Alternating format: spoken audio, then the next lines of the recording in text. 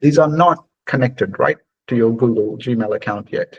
I'll show you what you have to do before you put your email address here. You have to do this process in your Google Calendar. There's a video on how to set this up. You have to authorize this email address to edit and share the events. Only then that'll automatically sync. So I'll just recreate that.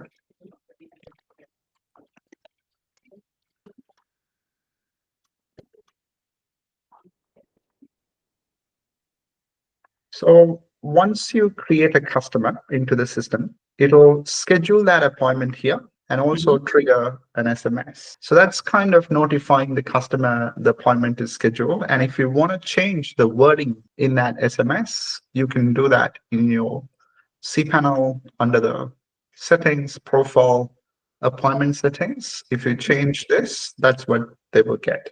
But it has to be below 160 characters.